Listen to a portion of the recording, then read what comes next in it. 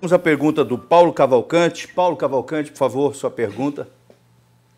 Bom, doutor, como é que está? Sempre a gente se fala, né? Doutor é um amigo próximo, sempre está socorrendo a gente aí, e como pastor a gente tem a mesma missão, né? De cuidar das pessoas, né? E as pessoas nos procuram no momento de aflição.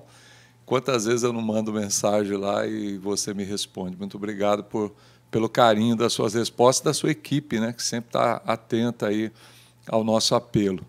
Doutor, eu tenho duas perguntas na realidade. A primeira é a seguinte: o senhor acha que, porque a gente tem uma leve impressão que, pelo menos na população, de uma maneira geral, parece que a pandemia já está no fim, né? Todo mundo já está liberando geral, o pessoal está saindo.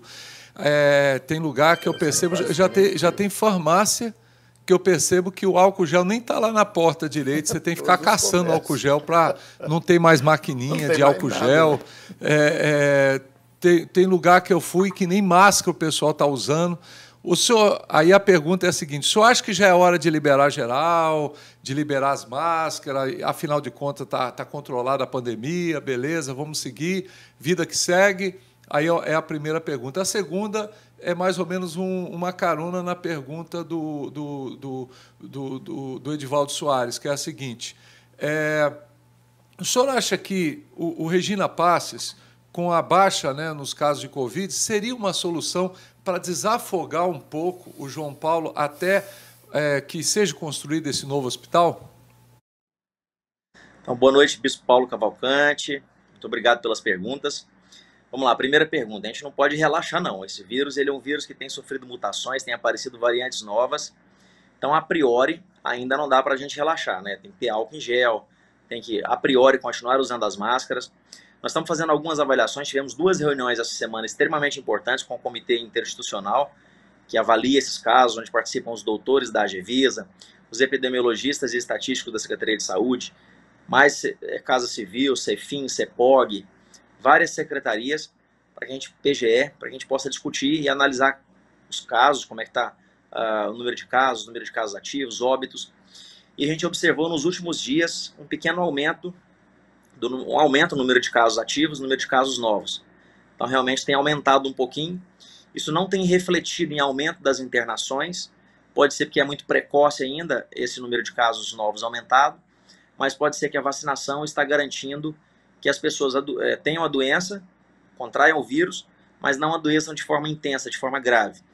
Mas a gente não pode brincar, porque o ano passado teve a primeira onda e quando chegou no mês de outubro, novembro, estava tudo muito tranquilo, né? Tudo super tranquilo, a gente pensava que não ia ter uma segunda onda, que iria chegar a vacina a tempo.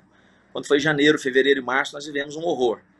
Então, realmente, apareceu uma variante nova, que foi a variante P1, essa variante que assolou o Amazonas e logo depois veio para Rondônia, né? E ceifou muitas vidas aqui, atingiu muitas pessoas de forma grave. Então nós não podemos vacilar. É um vírus respiratório, vírus respiratórios mutam. Esse vírus já sofreu várias variações, tem várias cepas, várias variantes por aí, né, que inclusive agora em alguns países, como por exemplo Reino Unido, está começando, alguns países da Europa estão começando a fechar as coisas de novo, né? Então realmente a gente não pode brincar, não dá para vacilar. O vírus ainda existe, nós ainda temos 70 pacientes internados no estado de Rondônia, temos uma média de 1,5 morte por dia, 1,5, 2 óbitos por dia.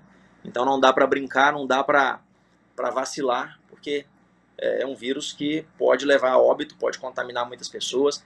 Essas variantes novas têm um poder de transmissibilidade maior do que as demais, como a variante Delta, por exemplo, tem um poder muito grande.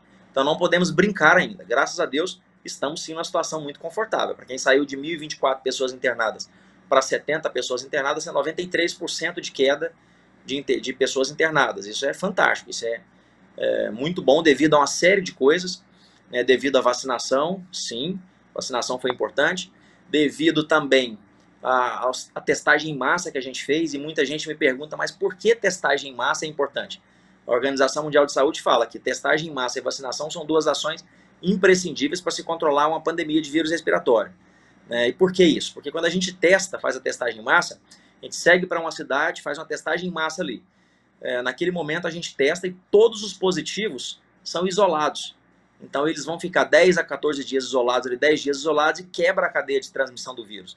Então, por exemplo, a gente estava já numa descendente muito intensa aqui em Rondônia, quando um dos nossos estatísticos plotou lá uma situação de que Nova União, um exemplo que eu estou dando só, Nova União tinha tido um surto, já agora na queda da pandemia, e nós pegamos, ele nos avisou à tarde, no outro dia de madrugada, nós fomos para Nova União, uma equipe grande, e fizemos uma testagem em massa. Numa cidade que tem 6 mil habitantes, nós testamos praticamente 10% da população num único dia.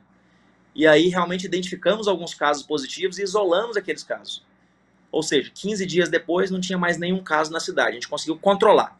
Se nós não tivéssemos ido cercado a pandemia, cercado a disseminação do vírus naquela cidade, provavelmente teria se disseminado, teria tido um caos ali. Então, isso nós fizemos em várias cidades, que a gente descia, fazia testagem em massa, isolava todos os positivos, 15 dias depois, a cidade não tinha nenhum caso. Então, essas ações foram fundamentais e importantes, mas, claro, também o uso de máscaras, também o uso de álcool em gel nas mãos, tudo isso associado, todas as medidas sanitárias, junto com a testagem em massa que nós fizemos muitas vezes, dezenas de vezes em vários municípios. E a vacinação, isso foi primordial para que nós tivéssemos um decréscimo e estivéssemos vivendo uma situação mais tranquila agora da pandemia. Quando a segunda pergunta, sim, doutor, perguntou sobre o Hospital Regina Passos. Nós estamos terminando um projeto agora, o projeto está pronto, na verdade, para a gente começar cirurgias eletivas no Hospital Regina Passos.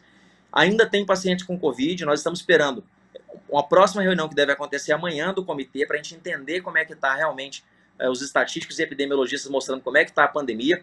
Se a gente já consegue, por exemplo, voltar a fazer o Cero funcionar como centro de fisioterapia, ele está fechado com todos os equipamentos lá dentro. A gente vai ter essa reunião, tivemos 2 essa semana, temos uma terceira agora, para a gente poder analisar e com cautela, com segurança, botar o Cero, por exemplo, para voltar a ser centro de fisioterapia. O Hospital Regina Passos, nós vamos botar ele para ser um centro de cirurgias. Vamos colocar pacientes para serem operados lá por 2 motivos principais. Primeiro, as filas de cirurgia estão muito grandes por causa das regras impostas pela pandemia. Nós tivemos que ficar sem operar durante um grande período de tempo, não só em Rondônia e no Brasil, mas no mundo inteiro, por causa da pandemia. Então ficou-se mais de um ano sem operar. Obviamente as filas que já eram grandes antes da pandemia aumentaram demais. E, além disso, além dessas filas estarem grandes, os pacientes são operados, a grande maioria das cirurgias eletivas, no hospital de base. Eles sendo operados no hospital de base, a gente acaba acumulando muito paciente ali, falta de leite no hospital de base, e a gente não consegue ceder leitos para o Hospital João Paulo. Porque no Hospital João Paulo não deveria mandar paciente nenhum para o hospital de base. Deveriam resolver tudo no João Paulo, como vai ser no novo hospital. Por quê? Porque o novo hospital vai ter 10 salas de cirurgia, hoje o João Paulo só tem 4. O novo hospital vai ter 64 leitos de UTI, o João Paulo hoje só tem 10 leitos de UTI. Então, pelo fato de não conseguir resolver as coisas no João Paulo, tem que encaminhar muitos pacientes da ortopedia, da neurocirurgia, para o hospital de base, da cardiologia, para fazer cateterismo, angioplastias, cirurgias cardíacas, tudo encaminhado para o hospital de base. E isso faz com que o hospital de base fique superlotado, fique com falta de leitos, e a gente não consegue, inclusive, internar esses pacientes para girar esses leitos. Então, quando eu interno paciente com problema de hérnia, de vesícula, problema de fimose, problemas no útero, ovário, mioma, cisto de ovário, etc., eu acabo ocupando vagas no hospital de base que poderiam ser cedidas para os pacientes de ortopedia, os fraturados, os politraumatizados, os quebrados que estão lá, com traumatismo craniano, com infarto, precisando de um leito no hospital de base, eu ocupo o leito com esses outros pacientes. Então nós vamos levar esses pacientes para serem operados no hospital de campanha, e aí eu abro mais leitos no hospital de base, abro mais vagas no centro cirúrgico do hospital de base, para atender a maior parte da demanda do Hospital João Paulo e tentar diminuir a quantidade de pacientes nos corredores do João Paulo. Então, a partir do momento que eu consigo operar, diminuir o fluxo de pacientes no hospital de base com outras cirurgias, eu cedo vagas, mais vagas para o Hospital João Paulo, opero mais pacientes, eu diminuo o tempo de espera para operar uma fratura, uma uma angioplastia, um cateterismo cardíaco, e obviamente eu acabo esvaziando um pouco o João Paulo II. Então essa vai ser a estratégia que a gente vai utilizar, porque o hospital de campanha, Regina Passos, ele tem 3 salas de cirurgia muito bem montadas, né?